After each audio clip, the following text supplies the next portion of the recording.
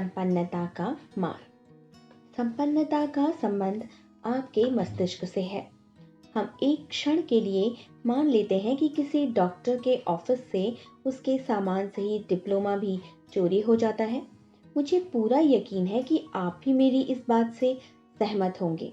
उसकी असली संपदा तो उसके मस्तिष्क में है ना?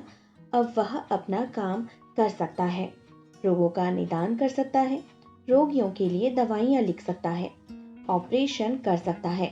उसे हमेशा अतिरिक्त आपूर्ति मिल सकती है।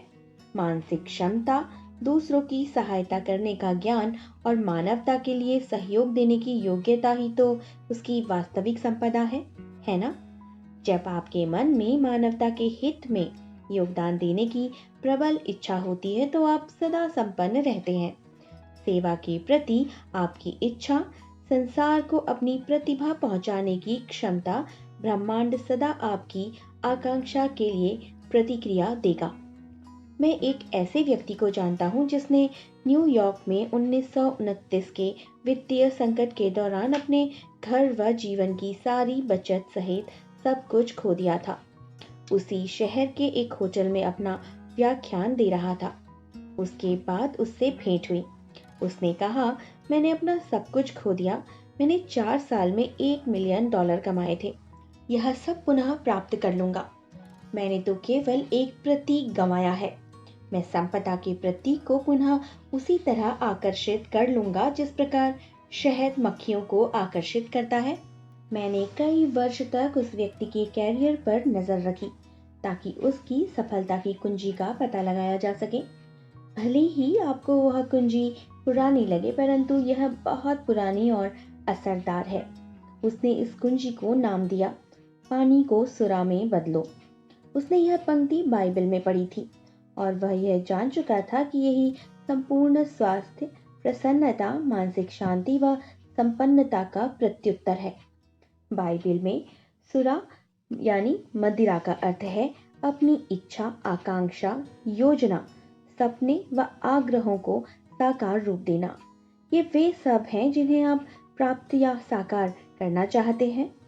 बाइबल ने आपकी चेतना या मन को पानी का नाम दिया है। पानी को जिस पात्र में डालते हैं वह उसी का आकार ले लेता है। इसी तरह आप जिसे भी सच महसूस करते हैं या विश्वास करते हैं वही आपके संसार में साकार रूप ले लेता है। इसी प्रकार आप पानी को सुरा में बदल सकेंगे। बाइबल को प्रबुद्ध जन ने लिखा है और यह हमें रोजमर्रा के जीवन की मानसिकता व जीवन शैली के विषय में सिखाती है। बाइबल के मुख्य नियमों में से एक नियम के अनुसार आप उचित विचार, भावनाओं व मान्यताओं की मदद से स्वयं अपनी नियति तय करते हैं, ढालते हैं, बनाते हैं और उनको आकार भी देते हैं। यह आपको सिखाती है कि आप किसी भी समस्या को हल कर सकते हैं, किसी भी परिस्थिति को अपने वश में कर सकते हैं और सफल होने, जीवन जीतने और सेहरा पहनने के लिए ही जन्मे हुए हैं। यदि संपन्नता का राजमार्ग पाना है तो जीवन के आगे बढ़ने के लिए आवश्यक सुरक्षा व सहयोग चाहते हैं तो आपको बाइबल को उसके पारंपरिक रूप में देखना छोड़ देना चाहिए। वित्तीय संकट से ग्रस्त उक्त व्यक्ति ने अपनी निर्धनता के दिनों में भी निरंतर स्वयं को कहना जारी रखा, मैं पानी को सुरा में बदल सकता हूँ। उसके लिए इन शब्दों का अर्थ था, मैं संपदा और वित्तीय आपूर्ति की निजी आकांक्षा या वर्तमान इच्छा के साकार रूप को निर्धनता की सोच के स्थान पर रख सकता हूँ। उसका मानसिक दृष्टिकोण पानी की तरह था। एक बार मैंने ईमानदारी से अमीरी हासिल की थी, अब मैं इसे सुरा दोबारा बना लूंगा। वह नियमित रूप से यही कहता था, मैंने एक बार प्रतीक को अपनी ओर आकर्षित किया था, मैं फिर से कोशिश कर रहा हूँ। मैं इसे जानता हूँ और महसूस करता हूँ कि यही सच्ची मदिरा है। इस व्यक्ति ने रसायन तैयार करने वाले कारखाने में कार्य करना आरंभ किया। उसके दिमाग में उनके उत्पाद को बढ़ाने के लिए उपाय आने लगे। उसने उन्हें अपने संगठन को बताया। जल्दी ही उसे वाइस प्रेसिडेंट बना दिया गया। 4 साल के भीतर ही वह उस जगह का प्रेसिडेंट बन चुका था। उसका सतत मानसिक दृष्टिकोण था, मैं पानी को सुरा में बदल सकता हूँ। जॉन की कथा। पानी को सुरा में बदलना को अलंकारिक दृष्टि से अगर देखें, वह स्वयं से कहें, मैं अपने अदृश्य विचारों, इच्छाओं, सपनों आदि को साकार कर सकता हूँ, क्योंकि मैंने मन का एक सादा, सरल व शाश्वत नियम खोज लिया है। उसने क्रिया और प्रतिक्रिया के नियम का प्रदर्शन किया है। इसका अर्थ है कि आपका बाहरी जगत, परिस्थितियां, परिवेश तथा वित्तीय स्तर सदा आपके आंतरिक चिंतन, विश्वास, भावनाओं तथा धारणाओं का संपूर्ण प्रतिबिंब है। अब आप सफलता, संपन्नता व मानसिक शांति के उपाय पर विचार करके आंतरिक वैचारिक ढांचे को बदल सकते हैं। जब आप स्वयं को इस तरह की विचारों और धारणाओं से जोड़ेंगे, तो ये धीरे धीरे आपकी मानसिकता में उसी तरह रच बस जाएंगे जैसे धरती में बीज अंकुरित होते हैं।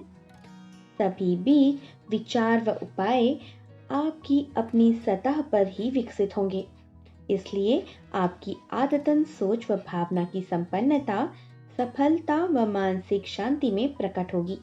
उचित क्रिया के बाद ही उचित प्रक्रिया सामने आती है ना? जब आप इस तथ्य को जान लेते हैं तो प्रार्थना विवाह उत्सव के समान है, तो आप संपन्नता को पा सकते हैं। यह एक मनोवैज्ञानिक उत्सव है। आप अपनी इच्छा या अच्छाई पर मानसिक रूप से मनन करते हैं।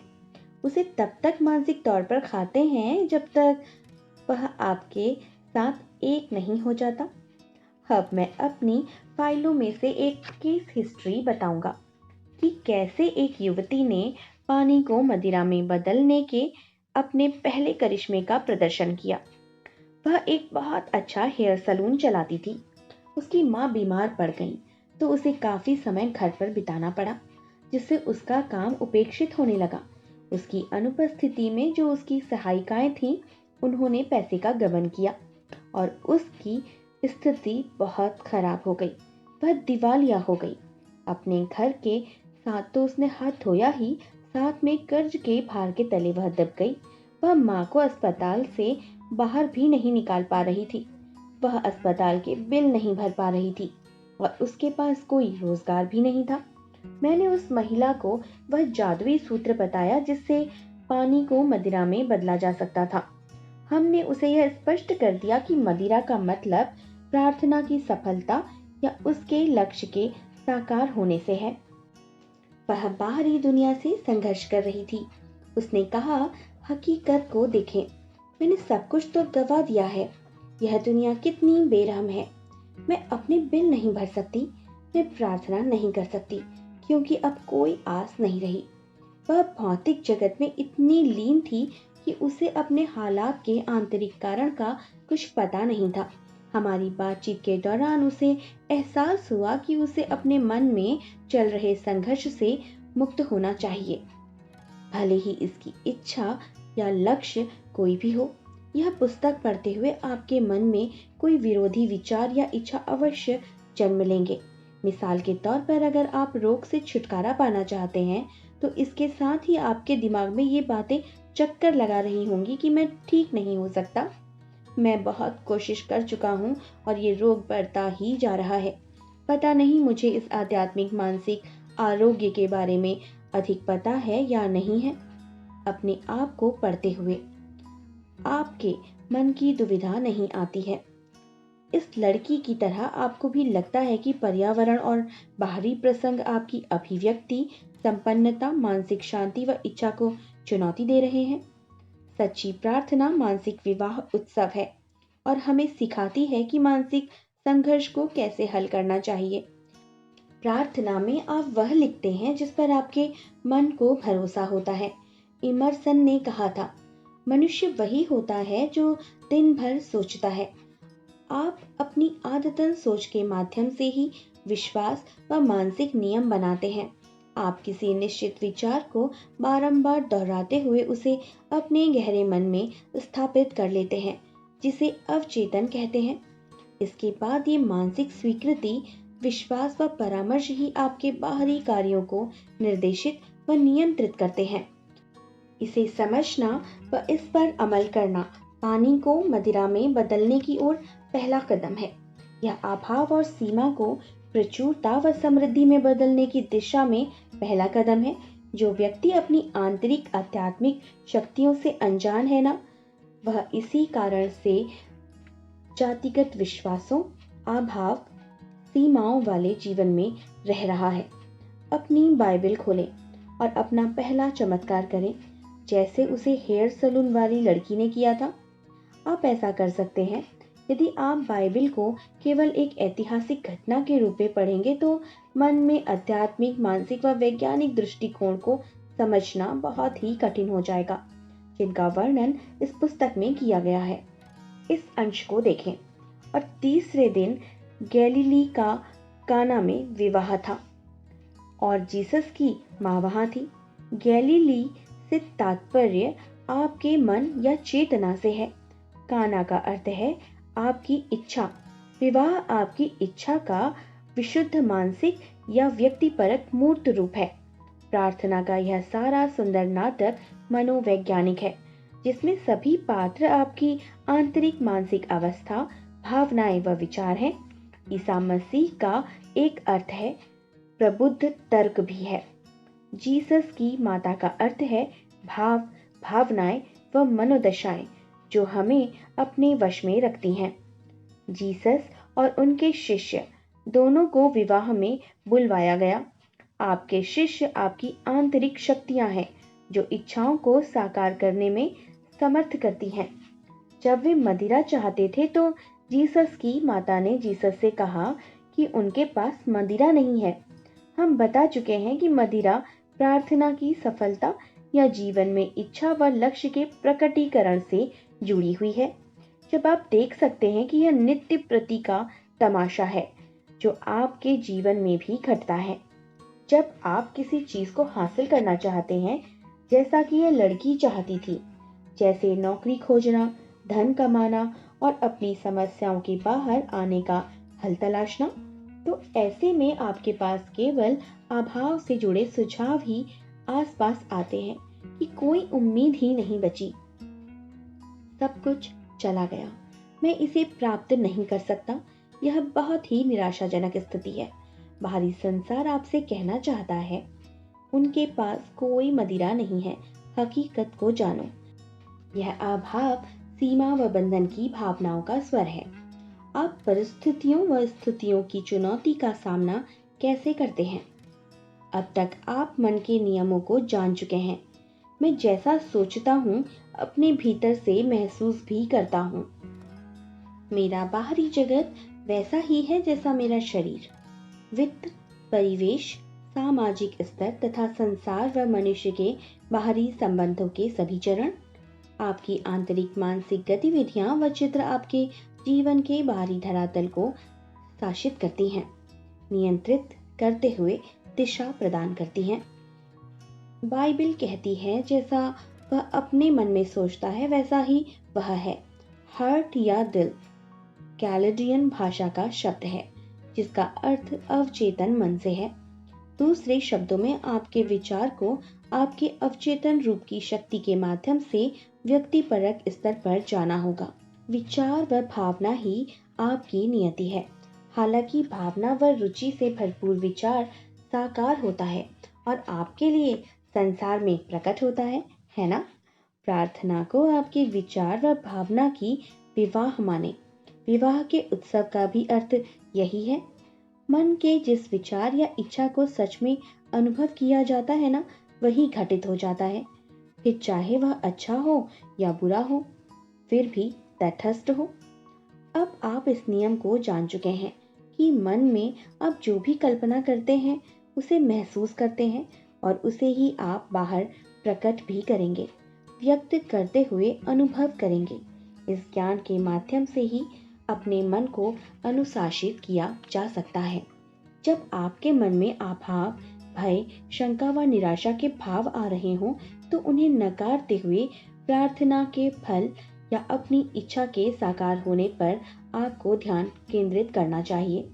बाइबल जॉन 2 में दिए गए वाक्य मुहावरे या अलंकारिक अभिव्यक्ति हैं, जैसे मेरा समय अभी नहीं आया या महिला मेरा उससे क्या संबंध है। इन कथनों की व्याख्या करें तो महिला से तात्पर्य नकारात्मक भावना से है, जिसमें हम खो जाते हैं।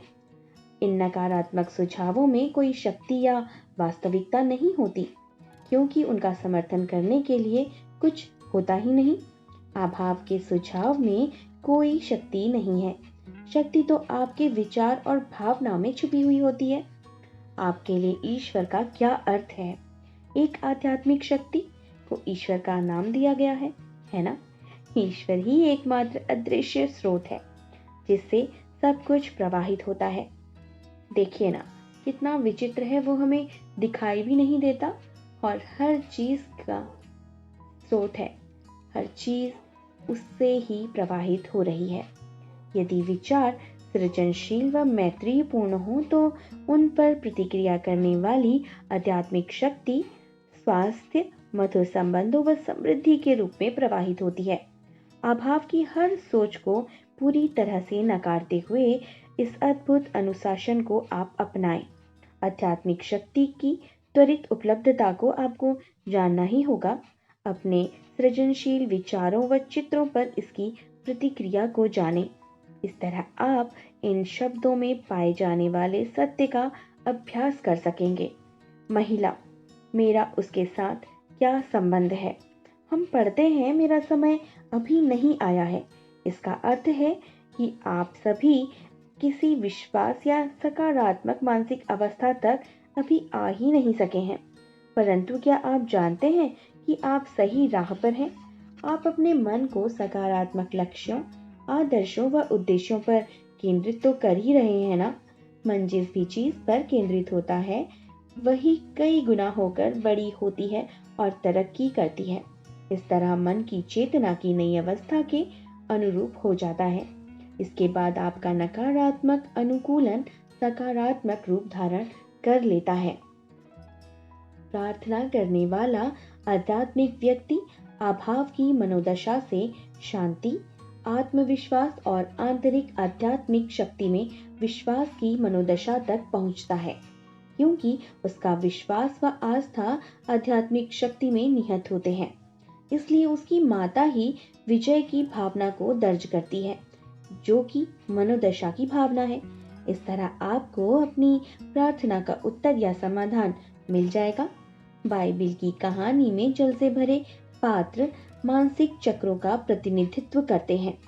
मनुष्य को अपनी इच्छा की व्यक्तिपरक प्राप्ति के लिए इनसे गुजरना होता है। समय की अवधि एक पल, घंटा, सप्ताह या महीना आदि कुछ भी हो सकती है, जो छात्र के विश्वास तथा चेतना की अवस्था पर निर्भर करता है। प्रार्थना के दौरान हम अपने मन को झूठे विश्वासों, भय, संदेह आदि से मुक्त करते हुए इंद्रियों के प्रमाण तथा बाहरी जगत से विरक्त हो जाना चाहते हैं, और हमें हो भी जाना चाहिए। अपने मन की प्रशांत व सहज अवस्था के दौरान जब आप अपने मन के पहियों को थाम लें तो शांत मन से सफल प्रार्थना की प्रसन्नता पर तब तक मनन करें जब तक आप यह न जान लें कि आप क्या जानना चाहते हैं। यह आप इच्छा के साथ एकात्म होने में सफल हो जाते हैं तो आपने मानसिक विवाह यानी अपनी भावना का विचार के साथ संयोग करने में सफलता अर्जित कर ली है। मुझे पूरा विश्वास है कि आप इस समय स्वास्थ्य, मधुर संबंध, सफलता व उपलब्धि के साथ विवाह करना चाहते हैं ना? या एक होना चाहते हैं? हर बार जब भी आप प्रार्थना करते हैं तो आप काना के विवाह उत्सव का प्रयास यानी अपनी इच्छा व आदर्शों को साकार करने का प्रयास कर रहे हैं। आप शांति, सफलता, कल्याण तथा आदर्श स्वास्थ्य की अवधारणाओं के साथ मानसिक एकात्म का भाव चाहते हैं, है ना? उन्होंने उन्हें लबालब भर दिया। 6 पात्र आध्यात्मिक व मानसिक सृजनात्मक कार्य में आपके मन का प्रतिनिधित्व करते हैं। आपको अपने मन को लबालब भरना होगा, अर्थात मन को उस भावना से परिपूरित करना होगा जो आप बनने की इच्छा रखते हैं। जब आप मन को अपने लक्ष्य के साथ भरने में सफल हो जाते हैं ना, तो इसे लबालब भर देते हैं। तो इसके लिए प्रार्थना करना छोड़ देते हैं, क्योंकि आपको लगने लगता है कि ऐसा तो आपके साथ सच में हो रहा है। क्या आप जानते हैं यह चेतना की अंतिम अवस्था है? आप इसके विषय में सहज हो जाते हैं, है ना? और उन्होंने उनसे कहा, अब उठो और उत्सव के संचालक के पास उठाकर ले जाओ। हमारे अवचेतन मन में जो भी कुछ बोया जाता है वह संसार के पर्दे पर वस्तु के रूप में दिखाई देता है। जब हमें यह विश्वास होता है कि हमारी प्रार्थना सफल हो गई है, तो हम एक तरह से आदेश दे रहे हैं, उत्सव के संचालक के पास ले जाओ। आप सदा अपने मानसिक उत्सव के संचालन ही तो हैं। दिन में हजारों विचार, सुझाव, मत, दृश्य व ध्वनियां आपके आंख व कान तक पहुंच रही हैं। आप अपनी मर्जी से उन्हें मानसिक उपभोग के लिए चुन सकते हैं या उन्हें अपनाने से इनकार कर सकते हैं। आपकी चेतना, तर्क शक्ति व बौद्धिक मन ही उत्सव का संचालक है। जब आप सजग भाव से मनोरंजन, मनन व उत्सव करने का चुनाव अपनाते हैं ना, और अपनी इच्छा को सच मानने की कल्पना करने लगते हैं, तो वह सजीव रूप से अभिव्यक्त हो उठती है। यह आपकी सोच का हिस्सा बन जाती है, ताकि आप अपनी गहराई को उसे जन्म दे सकें, प्रकट कर सकें। दूसरे शब्दों में, व्यक्तिपरक रूप में जो भी छाप छोड़ी जाती है वह वस्तुपरक रूप में प्रकट हो जाती है। आपकी इंद्रियां या चेतन मन आपकी भलाई को वस्तु रूप में प्रकट होते हुए देखता है। जब चेतन मन को जल को मदिरा में बदलने का हुनर आ जाता है ना, तो वह सफल प्रार्थना के बारे में जागरूक हो जाता है। और जल को अदृश्य, निराकार, आध्यात्मिक शक्ति व अनुकूलन रहित चेतना भी तो कहते हैं। अनुकूलित चेतना या मस्तिष्क द्वारा इसके विश्वासों को जन्म देना ही मदिरा है।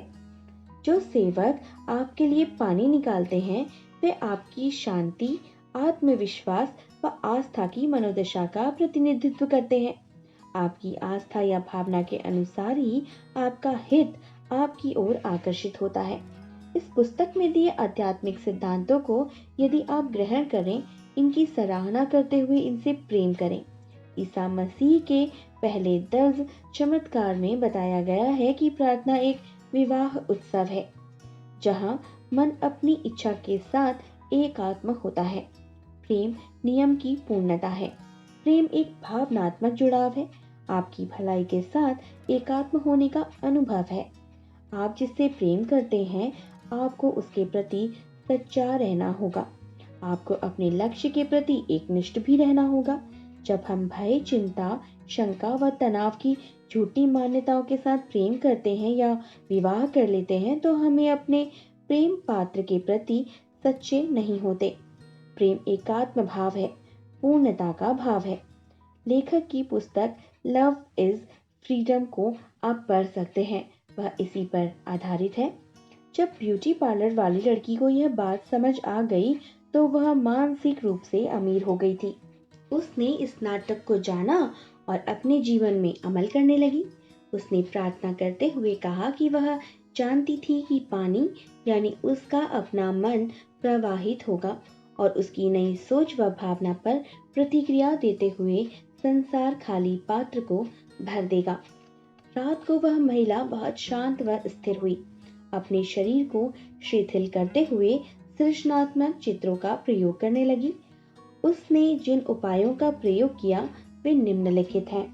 आप भी इन्हें अपना सकते हैं। पहला चरण, उसने कल्पना की कि स्थानीय बैंक मैनेजर उसे बैंक में भारी धनराशि जमा करने पर बधाई दे रहा था। वह पूरे 5 मिनट तक यह कल्पना करती रही। दूसरा चरण, उसने अपनी कल्पना में माँ को बोलते हुए सुना, मैं तुम्हारे इस अद्भुत नए पद के बारे में जानकर प्रसन्न हूँ। वह 3 से 5 मिनट तक प्रसन्नता के साथ इसी वाक्य को सुनती रही। तीसरा चरण, उसने स्पष्टता से कल्पना की कि पादरी उसके विवाह की रस्म पूरी कर रहा है। इस महिला ने मुझे पादरी के रूप में कहते हुए सुना, अब मैं तुम्हें पति पत्नी घोषित करता हूँ। इस चर्या को पूरा करने के बाद वह भरपूर महसूस करते हुए सो गई। उसने अपनी प्रार्थना के पूरे होने की खुशी को दिल से महसूस किया। 3 सप्ताह तक तो कुछ हुआ ही नहीं। बल्कि हालात पहले से और भी ज्यादा बदतर हो गए। परंतु उसने हार नहीं मानी और कहने लगी कि मैंने तो ये इनकार ही कर दिया कि अब कुछ हो ही नहीं सकता। पर वह जानती थी कि अपना आध्यात्मिक तौर पर विकास करने के लिए उसे अपने भय को आस्था में बदलना होगा और अपना पहला चमत्कार करना ही होगा। उसे अभाव की मनोदशा व संपन्नता व समृद्धि में बदलना था।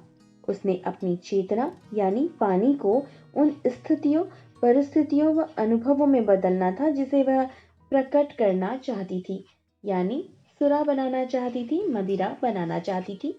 चेतना, जागरूकता, अस्तित्व का आभास, सिद्धांत या आत्मा, आप इसे कोई भी नाम दे सकते हैं।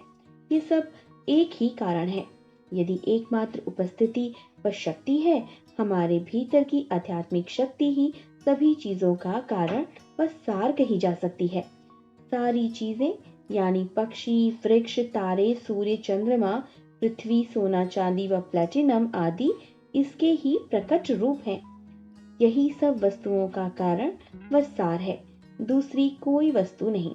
यह समझ आ जाने पर वह जान गई कि चेतना ही उसके लिए पैसे, सच्चे पद या सच्ची अभिव्यक्ति के तौर पर आपूर्ति बन सकती थी। उसकी माँ की अच्छी सेहत जीवन की पूर्णता व सहचर्य बन सकती है। उसने एक पल में इस सरल किंतु गहरे सत्य को देखा और मुझसे कहा, मैं अपनी भलाई को स्वीकार करती हूँ। वह जानती थी कि हमने कुछ नहीं छिपाया।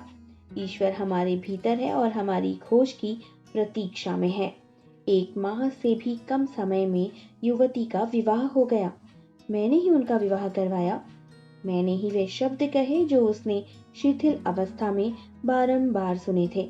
मैं अब तुम्हें पति पत्नी की तरह घोषित करता हूँ। उसके पति ने उसे उपहार में $24,000 का चेक दिया और दुनिया की सैर पर ले गया। ब्यूटी पार्लर की मालकिन के रूप में उसने घर व बाग के सौंदर्यीकरण के साथ स्वयं को अभिव्यक्त किया। इस तरह उसके मन से सहरा में गुलाब खिल गए। उसने पानी को मदिरा में परिवर्तित कर दिया। उसकी चेतना अर्थात पानी उसकी निरंतर बनी रहने वाली सच्ची खुशी व खुशनुमा तस्वीरों से अनुकूलित हो गई। ये तस्वीरें जब नियमित व सुनियोजित प्रकार से गहन मन की विकासशील शक्तियों के रूप में आस्था से बोई जाती हैं, तब वे अंधकार से प्रकाश के रूप में बाहर निकल आती हैं। इसका एक अहम नियम है, इस नवविकसित फिल्म पर भय, शंका, निराशा तथा चिंता का विनाशकारी प्रभाव न आने दे। चिंता या भय सताए तो अपनी ही तस्वीर की ओर मुख करके कहें, मेरे मन के अंधेरे कक्ष में एक सुंदर तस्वीर पनप रही है। उस चित्र पर मानसिक तौर से प्रसन्नता, आस्था व भावनाओं को उड़ेले। आप जानते हैं कि आपने एक मनोवैज्ञानिक व आध्यात्मिक नियम पर काम किया है। जिसकी भी छाप अंकित होगी वही व्यक्त होगा। वह वास्तव में अद्भुत है। हम आपको जीवन में वांछित संपन्नता व आपूर्ति को प्रकट व विकसित करने के लिए एक निश्चित तरीका दे रहे हैं। इस पर सच्चाई व ईमानदारी से अमल करें तो बाहरी स्तर पर प्रचुर पुरस्कार पाने के आप अधिकारी होंगे। मैं इसे रेखांकित करने के लिए एक आदमी का प्रसंग बताना चाहूंगा, जिसने निराशाजनक स्थिति में मुझसे लंदन में भेंट की थी। वह चर्च ऑफ इंग्लैंड का सदस्य था और अवचेतन मन की कार्य प्रक्रिया का थोड़ा अध्ययन कर चुका था। मैंने उससे दिन में बारंबार यही कहने की सलाह दी, ईश्वर मेरी आपूर्ति का स्रोत है और मेरी सारी आवश्यकताएं हर पल हर स्थान पर पूरी हो रही हैं। इस संसार के पशुओं व अंतरिक्ष की आकाशगंगाओं के बारे में विचार करें। एक अनंत बुद्धिमत्ता उनकी देख रेख कर रही है। जरा सोचें कि प्रकृति कितनी उदार, प्रचुर व प्रचुरता से भरपूर है। वह कितनी प्रचुर है। जरा सोचें कि प्रकृति कितनी उदार है। सागर की उन मछलियों के बारे में सोचें जिन्हें आकाश में उड़ते पंछियों की तरह ही अपना भोजन मिल जाता है। उसे यह एहसास होने लगा कि जब से वह जन्मा तब से उसकी देखरेख हो रही है। माता ने उसे दूध पिलाया, पिता ने उसे वस्त्र पहनाए, माता पिता ने मिलकर स्नेह से उसकी परवरिश की। एक अच्छी नौकरी और वेतन भी तो मिलने लगा। उसे यह मानना अतार्किक लगने लगा कि जिस जीवन के सिद्धांत ने उसे जीवन देकर हमेशा देखरेख की, वह अचानक उसका साथ कैसे छोड़ सकता था। उसे एहसास हुआ कि उसने स्वयं ही अपने नियोक्ता से द्वेष, आत्मनिंदा, आलोचना तथा स्वयं को कमतर आंकने के एहसास के साथ अपने लिए आपूर्ति के सब रास्ते बंद कर दिए थे। उसने मानसिक रूप से उस डोरी को ही काट दिया था जो उसे सभी वस्तुओं के अंततः स्रोत से जोड़ती थी। वह जीवन का वही सिद्धांत था जिसे कुछ लोग चेतना या जागरूकता का नाम भी देते हैं। मनुष्य को पक्षियों की तरह भोजन नहीं दिया जाता, उसे निरंतर अपने भीतर वास करने वाली शक्ति तथा उपस्थिति से चेतन रूप से संपर्क साधना होगा, ताकि उसे अपनी आवश्यकताओं की पूर्ति के लिए आवश्यक वस्तुओं, मार्गदर्शन, शक्ति व प्राण शक्ति की आपूर्ति मिल सके। यही वह सूत्र था जिससे उन्होंने पानी को आर्थिक संपन्नता की मदिरा में बदला। उस व्यक्ति को भी एहसास हो गया कि उसने भीतर का ईश्वरीय व आध्यात्मिक शक्ति ही सभी चीजों का कारण थी। उसे लगा कि यदि वह स्वयं को यकीन दिला सके कि वह संपन्न होने का दैवीय अधिकार रखता है, तो वह धन उत्पन्न कर लेगा। उसने आत्म सकारात्मक कथन प्रत्युक्त किया, ईश्वर मेरी आपूर्ति का स्रोत है। मेरी सारी आर्थिक व अन्य आवश्यकताएं हर क्षण हर स्थान पर पूरी हो रही हैं। मेरे पास दैवी आधिक्य सदा उपलब्ध है। जब उसने इस सरल कथन को निरंतर, अक्सर व जानबूझकर दोहराया और पूरी समझ के साथ दोहराता रहा, तो उसके मन में संपन्नता की चेतना भर उठी। उसे केवल स्वयं को एक सकारात्मक सोच ही तो देनी थी। जिस तरह सेल्समैन को अपने उत्पाद के गुण खुद को ही बेचने होते हैं, ऐसे व्यक्ति को अपनी कंपनी की ईमानदारी, उत्पाद की उच्च गुणवत्ता, ग्राहक को दी जाने वाली सेवा तथा उचित भाव पर विश्वास होता है। मैंने उससे कहा कि जब भी मन में नकारात्मकता आए न, तो आने की पूरी संभावना हो, तो उन विचारों से लड़ने के बजाय आध्यात्मिक व मानसिक फॉर्मूले को दोहराना चाहिए और उन्हें स्नेह से याद करना चाहिए। उसके दिमाग में कई बार किसी सैलाब की तरह नकारात्मकता आई। वह उनकी बाढ़ में डूबा, पर उसने हर बार सकारात्मक भाव से, पूर्ण निष्ठा व विश्वास के साथ उनका सामना किया। ईश्वर मेरी सारी आवश्यकताओं की पूर्ति करता है और वह मेरे जीवन में दैवी संपन्नता का स्रोत है। उसने यह कहा कि अपनी कार चलाते हुए, दिनचर्या से गुजरते हुए समय समय पर उसके दिमाग में कई तरह के नकारात्मक विचार आया करते थे, जैसे कोई उम्मीद नहीं है, तुम टूट चुके हो, इत्यादि इत्यादि। हर बार जब भी वह ऐसी सोच उसके दिमाग में आती, तो उन्हें अपने दिमाग में बसने की अनुमति वह नहीं देता था। वह संपन्नता, स्वास्थ्य तथा अन्य वस्तुओं के शाश्वत स्रोत की ओर मुड़ जाया करता था। उन्हें वह आध्यात्मिक जागरूकता के कारण अपना मानने लगा था। वह निश्चित रूप से सकारात्मक तौर पर दावा करता था कि उसके पास दैवीय समाधान है और ईश्वर की संपदा ही उसकी संपदा है। उसने कई सकारात्मक आत्मकथनों की मदद से अपने मन को आस्था, उपेक्षा और विश्वास से अनुकूलित कर दिया था कि संपन्नता के प्रवाहित होने वाले अनंत झरने से उसकी सारी आवश्यकताओं की पूर्ति प्रचुरता व प्रसन्नता से हो रही थी। अक्सर उसे एक घंटे में कम से कम 50 बार नकारात्मक विचार सताते। वह इन घुसपैठियों, हत्यारों व चोरों को भीतर आने की अनुमति ही न देता। वह जानता था कि ये उससे शांति, संपन्नता, सफलता व सारी अच्छी चीजों को छीनने वाले हैं। वह ईश्वर के शाश्वत जीवन के सिद्धांत के लिए मन के दरवाजे खोलता था, जो उसे समृद्धि, ऊर्जा, शक्ति दे रहे थे, ताकि वह एक खुशहाल और भरपूर जीवन जी सके।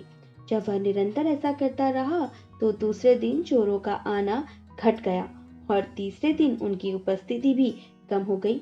यहाँ चोरों से तात्पर्य नकारात्मक विचारों से है, परंतु वह मानसिक प्रत्युत्तर पा चुका था। कोई प्रवेश नहीं। मैं केवल उन्हीं विचारों व अवधारणाओं को स्वीकार करता हूँ जो मेरे मन को सक्रिय कर उपचार, आशीष व प्रेरणा देते हैं, आदि किसी को नहीं। उसने अपनी चेतना को अनुकूलित कर लिया था, धन की चेतना को विकसित कर लिया। इस संसार का राजकुमार आता है और मुझ में कुछ नहीं पाता है। इस तरह आपके मन को भय, अभाव, चिंता, तनाव आदि के नकारात्मक विचार आते हैं, परंतु उसने इन्हें प्रक्षय नहीं दिया।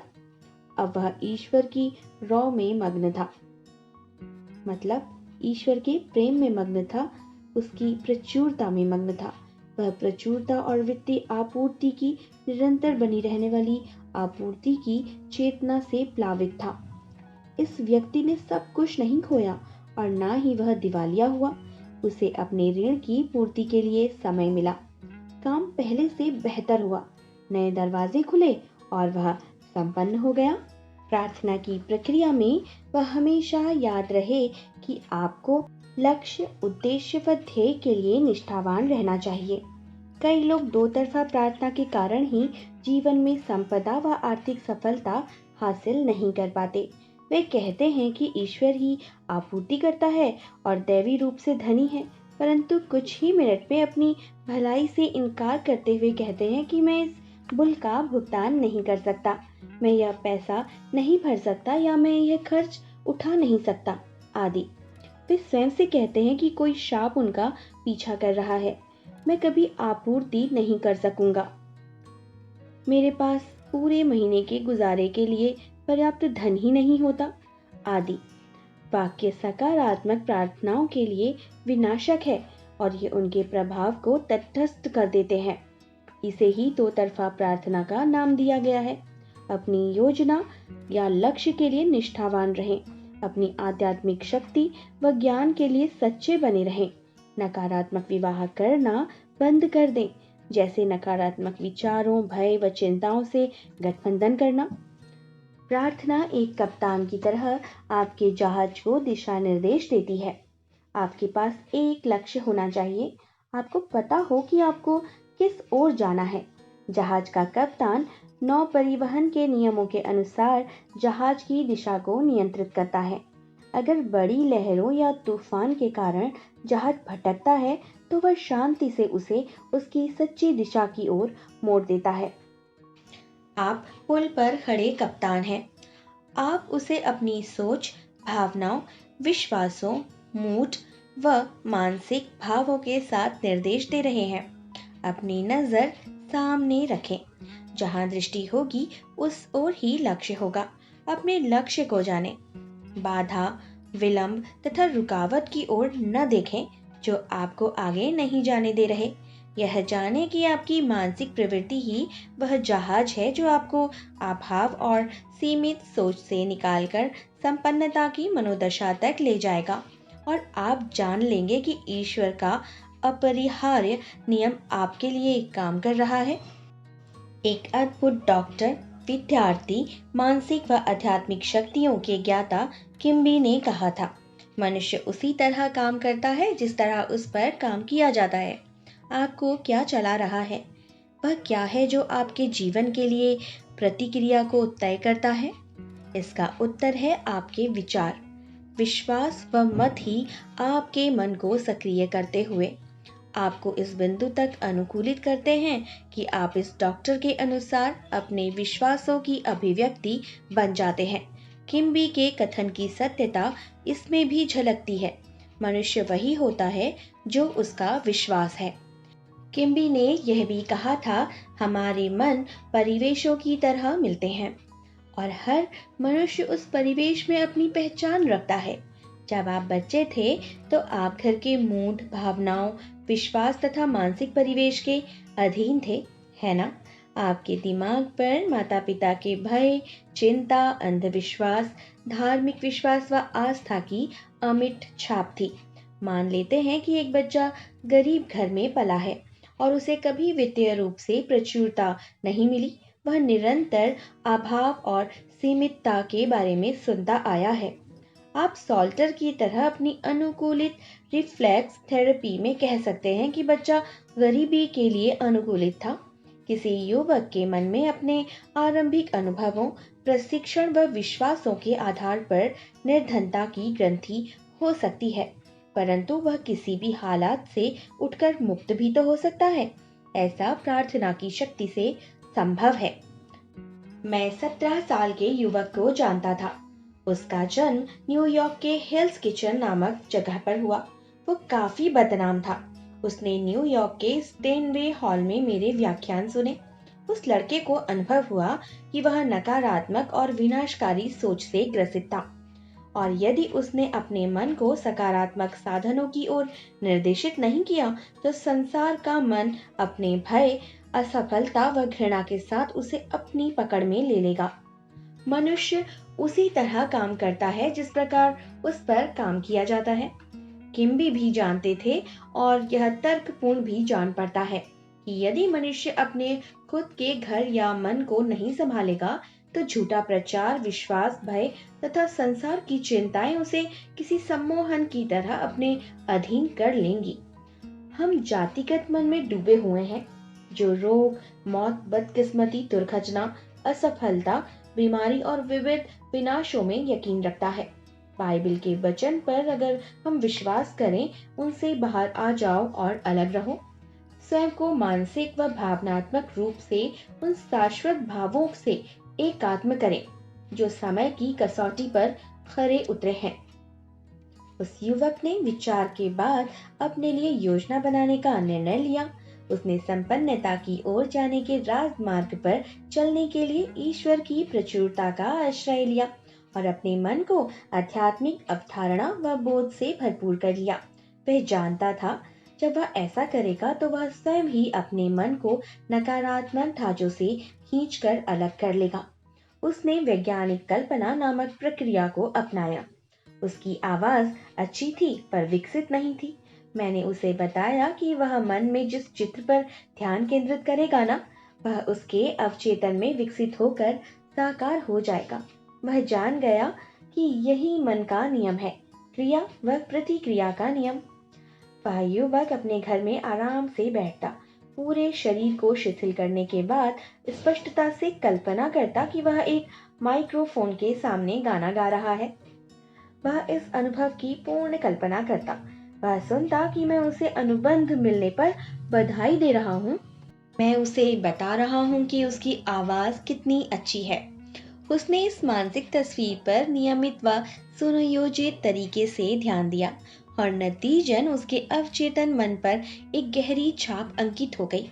कुछ ही समय बाद न्यूयॉर्क के एक इटालवी स्वर प्रशिक्षण की ओर से उसे सप्ताह में कई बार निशुल्क प्रशिक्षण भी मिले, क्योंकि वह इसकी प्रतिभा को जान चुका था। उसे एक अनुबंध के तहत यूरोप, एशिया, दक्षिण अफ्रीका तथा अन्य स्थानों की प्रदर्शनियों में गाने के लिए भेजा गया। उसकी आर्थिक चिंता तो समाप्त हो गई और उसने अच्छा वेतन भी पाया। उसके छिपे हुए गुण व योग्यता ही वास्तव में उसकी सच्ची संपदा थे। हमारे भीतर भी ईश्वर ने ये गुण व शक्ति दे रखे हैं, केवल हमें उनको मुक्त करना होगा।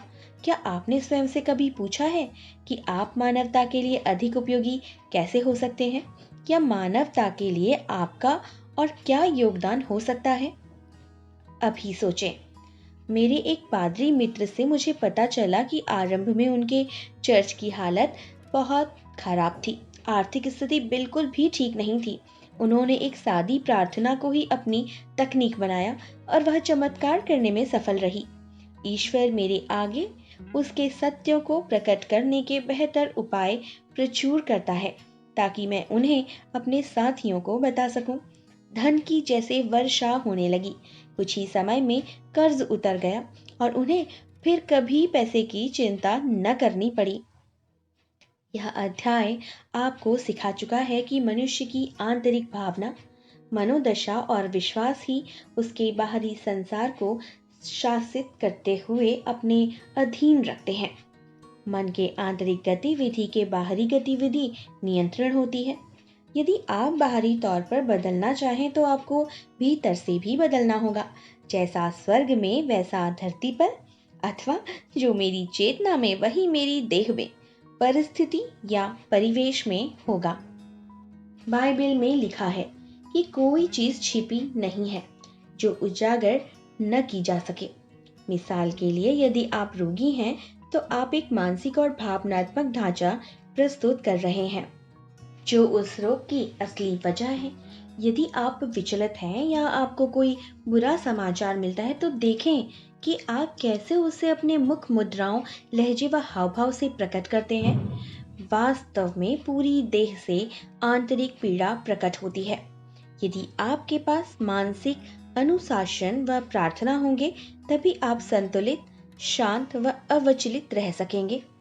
ये दोनों आपको मानसिक व शारीरिक संकेतों को छिपाने में मदद कर सकते हैं, परंतु यदि थोड़ा सा अभ्यास और करें तो आप इस स्थिति को पूरी तरह बदल भी सकते हैं। आप बुरा समाचार मिलने के बाद भी शांत, प्रसन्न चित्त दिख सकते हैं, पूरी जीवंतता व जोश के साथ सामने आ सकते हैं। किसी को भी पता न चलेगा कि आपने अभी कैसा समाचार पाया है, आपको आज कोई भी खबर क्यों ना मिली हो। दर्पण के आगे जाकर अपना चेहरा, हाव भाव, मुद्रा आदि को देखें। फिर कल्पना करें कि अभी आपको बहुत सारा धन मिलने की सूचना मिली है। इसका नाटकीकरण करते हुए जरा अभिनय करें और आप देखेंगे कि आपको प्रसन्नता हो रही है। इस उत्साह को अनुभव करें और देखें कि आपका पूरा शरीर किस तरह इस आंतरिक उत्साह के लिए अपनी प्रतिक्रियाएं देता है। आप प्रार्थना के माध्यम से किसी भी हालात को बदल सकते हैं। मन को शांति, सफलता, संपदा व प्रसन्नता के विचारों से ओत-प्रोत रखें। इन विचारों के साथ मानसिक, भावनात्मक व चित्रात्मक रूप से जुड़ाव रखें। अपना वही चित्र बनाएं जैसा आप बनाना चाहते हैं। उसे बना के प्रसन्नता, आस्था व अपेक्षा से पोषित करें। अंततः आप उसका अनुभव पाने में सफल होंगे। व्यक्ति मुझसे आर्थिक मामलों में सलाह लेने आते हैं ना, मैं उन्हें संपन्नता के विवाह करने के लिए कहता हूँ। उनमें से कुछ लोग मेरी बात समझते हैं और कुछ समझ ही नहीं पाते। बाइबिल के सभी छात्र जानते हैं कि आपकी पत्नी वह है जिसके साथ आप मानसिक रूप से संयुक्त हैं, जिसके साथ आप एक तत्व हैं। दूसरे शब्दों में, हम जिसकी कल्पना करके, विश्वास करके उसे हम जन्म देते हैं। यदि हमें यकीन है कि दुनिया बहुत जालिम व कठोर है और यहाँ कुत्ता कुत्ते को खाता है वाली सोच चलती है, तो आप इस सोच से बंध गए हैं। आपका इससे विवाह हो गया है। आपकी ऐसी ही संतान पैदा होगी। ऐसा विवाह या मानसिक विश्वास से पैदा होने वाले बच्चे कैसे होंगे? जीवन की अन्य घटनाओं सहित आपके अनुभव, दशाएं, स्थितियां व परिस्थितियां वैसी ही तो होंगी। जीवन के लिए आपके अनुभव व प्रतिक्रिया उन विचारों का ही प्रतिरूप तो है जिनसे वे जन्मे हैं। यह देखें कि एक औरत, आदमी कैसी पत्नियों के साथ रह रहा है। भय, तनाव, उद्वेग, आलोचना, निंदा व गुस्सा ये हमेशा उसके दिमाग में छाए रहते हैं। पूरे दावे, भावना और विश्वास के साथ संपदा से ही विवाह करें। ईश्वर अपने वैभव में अपनी संपदा के अनुसार मेरी सारी आवश्यकताओं की पूर्ति करता है। निम्नलिखित कथन को आप कई बार दोहराएं ताकि आपकी चेतना इससे लहलहा उठे और आपके मन का अंश बन जाए। मैं दैवी रूप से अभिव्यक्त हूँ और मेरे पास अद्भुत आय है। इससे तोते की तरह दोहराने के बजाय याद रखें कि इसकी छाप अवचेतन पर अंकित भी होनी चाहिए ताकि यह चेतन मन की अनुकूलित अवस्था बन सके। इस वाक्य को अपने लिए अर्थपूर्ण बनने दें। मेरी कक्षा में एक छात्र ने हाल ही में एक रेस्टोरेंट खोला और मुझे फोन पर बताया कि उसने उसे अपनी पत्नी बना लिया है। उसका अर्थ था कि उसने अपने कारोबार को फैलाने के लिए मेहनत और लगन का पल्ला थाम लिया है। इस मनुष्य की पत्नी या मानसिकता ही उसकी कामयाबी में उसका भरोसा बनी और वह अपने काम में सफलता हासिल करता रहा। जीवन में अपने लक्ष्य के साथ जुड़े रहें। आलोचना, आत्मनिंदा, भय, गुस्से व चिंता के साथ मानसिक विवाह न करें। पूरे विश्वास व आस्था से संपन्नता और सफलता के अपरिहार्य नियम से जुड़े रहें। लक्ष्य को प्रेम करना और फिर अगले ही पल उसे दुत्कारना ऐसा करके कुछ भी हासिल नहीं होने वाला। यह तो अम्ल और क्षार को संयुक्त करने वाली बात होगी। इसी तरह आपको उदासीन निष्कर्ष ही मिलेगा। संपन्नता के राजमार्ग पर चलने के लिए चुने हुए लक्ष्य यानी पत्नी के प्रति निष्ठावान रहना होगा। बाइबल में इन्हीं सत्यों से जुड़े प्रसंग मिलते हैं, जैसे हव्वा को आदम की पसली से बनाया गया। जीवन में आपकी इच्छा, विचार, योजना, लक्ष्य व अवधारणा ही आपकी पसली है। हव्वा यानी भावना, एहसास या अंतर आत्मा का स्वर। आपको अपने विचार को पैदा करना होगा, उसे प्रेम करते हुए सत्य अनुभव करना होगा, ताकि वह लक्ष्य को सही मायनों में प्रकट या साकार कर सके। भावना माता तथा पिता विचार है।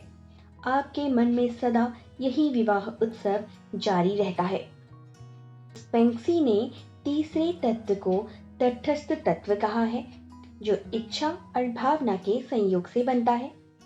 हम इसे शांति का नाम दे सकते हैं, क्योंकि ईश्वर शांति है, बाइबल में लिखा है, और शासन उसके कंधों पर होगा। दूसरे शब्दों में आपको दैवीय प्रज्ञा का मार्गदर्शन मिलेगा। यही आपको हर काम में सलाह व सहारा देगी।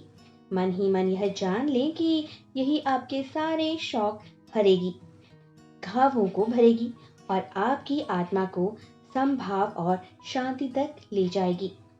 अपने मन व हृदय को उन्मुक्त करके कहें, ईश्वर मेरा पायलट है। वह मेरा नेतृत्व कर मुझे संपन्न बनाता है। वह मेरा नेतृत्व करता है, वही मेरा सलाहकार है। दिन और रात प्रार्थना करें। मैं माध्यम हूँ जिससे ईश्वरीय संपदा प्रवाहित होती है। इसे अपने दिल में अंकित करें, मन में इसकी छाप बना दें। ईश्वर की कीर्ति में जगमग करें। अपने मन की आंतरिक शक्ति को न जानने वाला मनुष्य चिंता, भार, तनाव और दबाव के बोझ के तले ही दबा रहता है। उसने अपने भीतर की उपस्थिति के बल पर चिंता से मुक्त होकर प्रवाहित होना नहीं सीखा है। एक जैन साधु ने उसके शिष्य से पूछा, सत्य क्या है? साधु ने सांकेतिक रूप से उत्तर दिया। उसने कंधों पर रखा थैला उतार कर धरती पर रख दिया। शिष्य ने पूछा, मास्टर, यह कैसे काम करता है? जैन साधु ने फिर से थैला उठाकर कंधों पर रखा और चलते हुए गाने लगा, झोला ही तुम्हारा भार और समस्या है। इसे व्यक्तिपरक प्रज्ञा पर टांग दो, जो सब जानती है। जिसके पास उपलब्धि का व्यावहारिक ज्ञान है, केवल वही सारे उत्तर जानती है। थैले को दोबारा पीठ पर लेने का अर्थ है कि हालांकि समस्या तो अब भी है, परंतु मेरा मन शांत है और मुझे बोझ से राहत मिल गई है। मैंने दैवीय समझदारी को चुना है, इसलिए मैं विजय का गीत गाता हूँ। जानता हूँ कि मेरी प्रार्थना का उत्तर आ रहा है और मैं उसी प्रसन्नता में गा रहा हूँ। यह अद्भुत है। हर इंसान आरंभ में अच्छी मदिरा लाता है और जब सारे पी लेते हैं तो वह बदतर मदिरा लाता है। तुमने अपनी अच्छी सुरा अब तक बचाई हुई है। यह बात हर उस व्यक्ति के लिए सत्य है जिसने पहली बार मन के नियमों को जाना है। वह उत्साह और महत्वाकांक्षा के साथ प्रवेश करता है। वह किसी नए झाड़ू की तरह सफाई भी करता है। उसकी मंशा भी अच्छी है, पर वह कई बार स्रोत की शक्ति को भुला देता है। वह आंतरिक नियमों के लिए निष्ठावान नहीं रहता, जो वैज्ञानिक और मनचाहा फल देंगे, जो उसे नकारात्मक अनुभवों से निकालकर आजादी व मानसिक शांति तक ले जा सकते हैं। वह मानसिक और भावनात्मक रूप से उन विचारों से जुड़ जाता है जो उसके लक्ष्य से संपर्क नहीं रखते। दूसरे शब्दों में, वह अपनी पत्नी या आदर्श के लिए वफादार नहीं रहता। यह जान लें कि आपके भीतर गहराई में बसा स्व ही आपका आग्रह सुनेगा और महान बुनकर होने के नाते उसे अपनी तरह से बुनेगा। आपको केवल पूरी आस्था और विश्वास के साथ आग्रह करना है, जैसे आप कोई बीज बोते हैं या दोस्त को पत्र लिखते हैं और आपको पता होता है कि जवाब जरूर आएगा। क्या आपने भी दो चट्टानों के बीच जाकर अपनी आवाज की प्रतिध्वनि सुनी है? आपके भीतर के जीवन के नियम भी कुछ इसी तरह के काम करते हैं। आप अपने ही सुर की गूंज सुनेंगे। आपकी आवाज मन की मानसिक गतिविधि है, आपकी आंतरिक और मनोवैज्ञानिक यात्रा, जहां आप मानसिक तौर पर किसी विचार पर उत्सव मनाकर स्वयं को उससे परिपूरित कर सकते हैं। इसे जानें। इसे प्रयुक्त करने के बाद सत्ता, घमंड व छल से दूर रहें। अपने साथ साथ दूसरे लोगों को आशीर्वाद देने, प्रेरित करने, उठाने और आरोग्य प्रदान करने के लिए इसे अपनाएं। मनुष्य अपने साथियों का स्वार्थवश लाभ उठाकर नियम का दुरुपयोग करता है। यदि आप ऐसा करते हैं तो आप हानि को अपनी ओर आकर्षित करते हुए स्वयं को चोट पहुंचाते हैं। शक्ति, सुरक्षा व संपन्नता को बाहरी तौर पर नहीं पाया जा सकता। वे आंतरिक शाश्वतता के खजाने से प्राप्त होते हैं। हमें एहसास होना चाहिए कि अच्छी मदिरा हमेशा उपलब्ध होगी, क्योंकि ईश्वर सदा मौजूद है। हालात की परवाह न करते हुए आप साबित कर सकते हैं कि आपका कल्याण भी सदा उपस्थित है। यदि आप स्वयं को मानसिक तौर पर समस्या से विरक्त कर दें, तो सचेत भाव से परमपिता के कार्य को कर सकते हैं। सचेत होने का अर्थ है आपको अपने कल्याण का चित्र देखना है। इसी प्रकार आप केंद्रित रहते हुए स्वयं को इसी मनोदशा में बनाए रखेंगे। आप इसी क्षण में मानसिक तौर पर यात्रा करते हुए दैवी कल्पना के माध्यम से मनोवांछित अवस्था पा सकते हैं। आप जो भी पाना चाहें वह पहले अदृश्य होता है, इसके बाद वह मूर्त रूप लेता है। संपन्नता का भाव संपन्नता को पैदा करता है, क्योंकि संपन्नता चेतना की अवस्था है। जो आप सोचते और महसूस करते हैं उसी पर आप विश्वास करते हैं और मानसिक तौर पर उसी पर सहमति भी देते हैं। वही आपकी चेतना की अवस्था हो जाती है। कैलिफोर्निया की एक टीचर को $6000 का सालाना वेतन मिलता था। उसे एक ऐसा कोट पसंद आ गया जिसकी कीमत $8000 से अधिक थी। उसने कहा, इतनी बचत में तो कई साल लगेंगे। कितना सुंदर कोट है, पर मैं ले नहीं सकती। अगले रविवार उसने हमारा व्याख्यान सुना। उसने अपनी नकारात्मक सोच से उबरकर सीखा कि कुछ भी मनचाहा पाने के लिए उसे दूसरे को आहत करने की आवश्यकता नहीं है। मैंने उसे कल्पना करने को कहा कि उसने कोट पहन रखा है। वह रात को सोते हुए कल्पना शक्ति के उपयोग से कोट के फर को अपनी देह पर महसूस करने लगी। उसे उस तरह दुलारने लगी जैसे कोई बच्चा अपनी गुड़िया को प्यार करता है। वह ऐसा करती रही और उसने इस रोमांच को पा लिया। उसे हर रात इस काल्पनिक कोट को पहनकर सोने में विशेष आनंद आने लगा। 3 माह हो गए पर कुछ न हुआ। वह हार मानने वाली थी, पर उसने खुद को समझाया कि अंत तक लगन से चलने वाला ही बचेगा। बाइबिल के ऐसे ही कुछ और वचन उसका सहारा बने। उसे याद था कि जब हम प्रसन्नचित्त होते हैं तो उस समय हम ईश्वर की उपस्थिति का इत्र लगाए हुए होते हैं। तब आप जान जाते हैं कि आपके लिए कुछ अच्छा होने जा रहा है। आप उस अज्ञात को देखते हैं और जान लेते हैं कि उसे साकार होने में अब समय नहीं लगेगा। टीचर के मानसिक तमाशे का अंत भी कम रोचक नहीं। एक रविवार सुबह जब वो हमारा व्याख्यान सुनकर लौट रही थी, अचानक एक पुरुष ने उनके पैर पर पैर रख दिया। उसने माफी चाही और अपनी ओर से घर तक छोड़ने की पेशकश भी रखी। टीचर ने खुशी से हामी भर दी। कुछ ही समय बाद उस व्यक्ति ने हीरे की अंगूठी के साथ विवाह का प्रस्ताव रखा और कहा, मैंने एक अद्भुत सुंदर कोट देखा था, तुम उसे पहनकर वाकई खिल उठोगी। यह तो वही कोट था जिसे वह पिछले 3 माह से अपनी कल्पना में पहनती आ रही थी। सेल्समैन ने बताया कि 100 से अधिक संपन्न महिलाओं ने उस कोट को सराहा, परंतु किसी न किसी कारण से कुछ और लेकर ही लौटी। आपकी चुनने की क्षमता के साथ आपने जो भी चुना हो उससे यथार्थ की कल्पना करें। अपनी आस्था और धैर्य बनाए रखें। आप जीवन में अपने लक्ष्य को साकार कर सकते हैं। स्वर्ग की सारी संपदा आपके भीतर है और साकार होने की राह देख रही है। शांति, आनंद, प्रेम, मार्गदर्शन, प्रेरणा, सद्भाव और प्रचुरता, सब कुछ अभी मौजूद है। ईश्वर की संपदा को प्रकट करने का उपाय यही है कि आप अपनी सीमाओं से उठें, मानसिक चित्र रचें और प्रसन्न चित्त भाव से उसके साथ एक आत्मा हो। स्वयं को बेहतरीन क्षणों के बीच देखते व महसूस करते हुए आप जानते हैं कि बहुत जल्द ही आपका सपना साकार हो जाएगा।